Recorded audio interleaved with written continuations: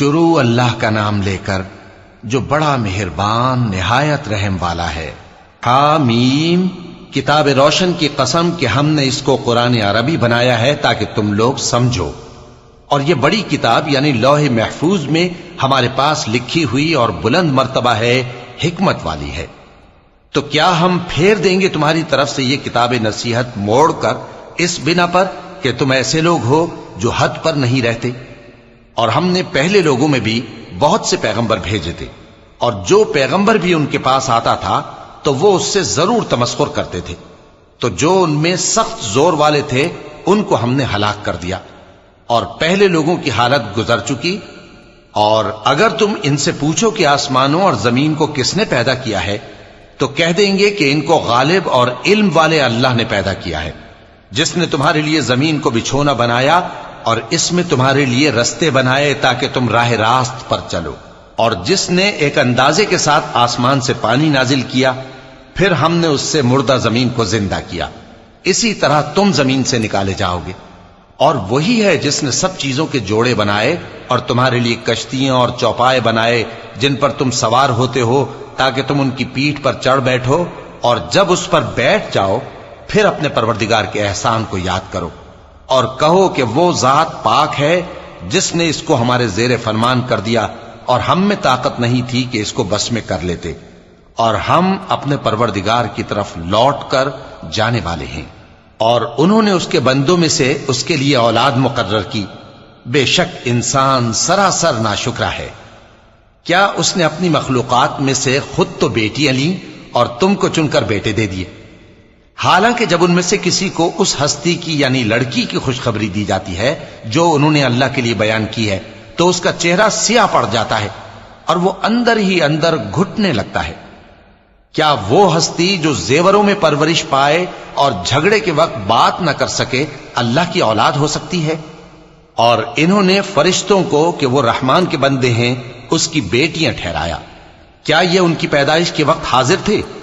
ان قریب ان کی شہادت لکھ لی جائے گی اور ان سے باز پرس کی جائے گی۔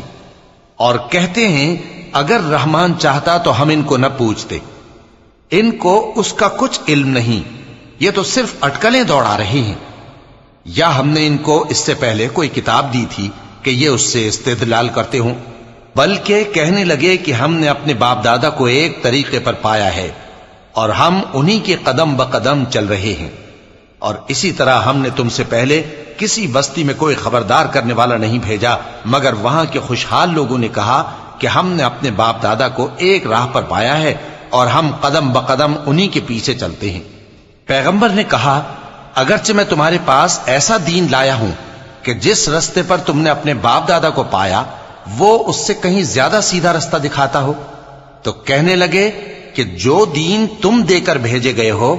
ہم اس کو نہیں ماننے کے،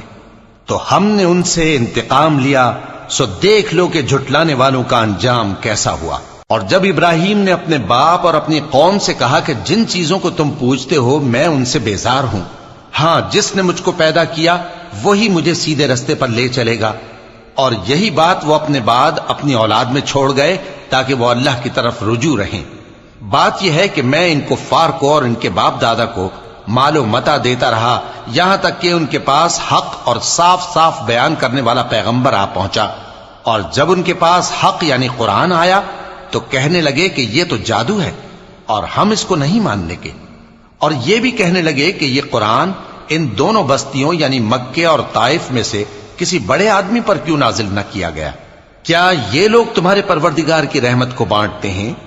ہم نے ان میں ان کی معیشت کو دنیا کی زندگی میں تقسیم کر دیا اور ایک کے دوسرے پر درجے بلند کیے تاکہ ایک دوسرے سے خدمت لے،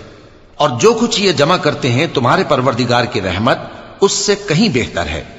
اور اگر یہ خیال نہ ہوتا کہ سب لوگ ایک ہی جماعت ہو جائیں گے تو جو لوگ اللہ سے انکار کرتے ہیں ہم ان کے گھروں کی چھتیں چاندی کی بنا دیتے اور سیڑھیاں بھی جن پر وہ چڑھتے، اور ان کے گھروں کے دروازے بھی اور تخت بھی جن پر تکیہ لگاتے ہیں، اور یہ سب چیزیں سونے کی بھی بنا دیتے، اور یہ سب دنیا کی زندگی کا تھوڑا سا سامان ہے، اور آخرت تمہارے پروردگار کے ہاں پرہیزگاروں کے لیے ہے۔ اور جو کوئی رحمان کی یاد سے آنکھیں بند کر لے یعنی تغافل کرے، ہم اس پر ایک شیطان مقرر کر دیتے ہیں تو وہ اس کا ساتھی ہو جاتا ہے، اور یہ شیطان ان کو رستے سے روکتے رہتے ہیں اور وہ سمجھتے ہیں کہ وہ سیدھے رستے پر ہیں، یہاں تک کہ جب وہ ہمارے پاس آئے گا تو اس شیطان سے کہے گا کہ اے کاش مجھ میں اور تجھ میں مشرق و مغرب کا فاصلہ ہوتا، تو برا ساتھی ہے۔ اور جب تم ظلم کرتے رہے تو آج تمہیں یہ بات فائدہ نہیں دے سکتی کہ تم سب عذاب میں بھی شریک ہو، تو کیا تم بہرے کو سنا سکتے ہو یا اندھے کو رستہ دکھا سکتے ہو، اور جو کھلی گمراہی میں ہو اسے راہ راست پر لا سکتے ہو؟ پھر اے پیغمبر، اگر ہم تم کو وفات دے کر اٹھا لیں تو بھی ان لوگوں سے تو ہم انتقام لے کر رہیں گے، یا تمہاری زندگی ہی میں تمہیں وہ عذاب دکھا دیں گے جس کا ہم نے ان سے وعدہ کیا ہے، کیونکہ ہم ان پر قابو رکھتے ہیں۔ پس تمہاری طرف جو وحی کی گئی ہے اس پر مضبوطی سے جمے رہو، بے شک تم سیدھے رستے پر ہو، اور یہ قرآن تمہارے لیے اور تمہاری قوم کے لیے نصیحت ہے،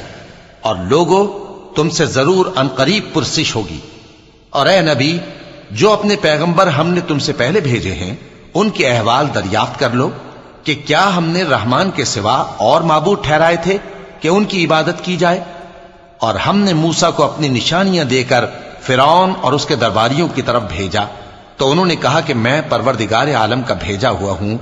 پھر جب وہ ان کے پاس ہماری نشانیاں لے کر آئے تو وہ ان نشانیوں پر ہنسنے لگے، اور جو نشانی ہم ان کو دکھاتے وہ پہلی سے بڑی ہوتی تھی، اور ہم نے ان کو عذاب میں پکڑ لیا تاکہ باز آئیں،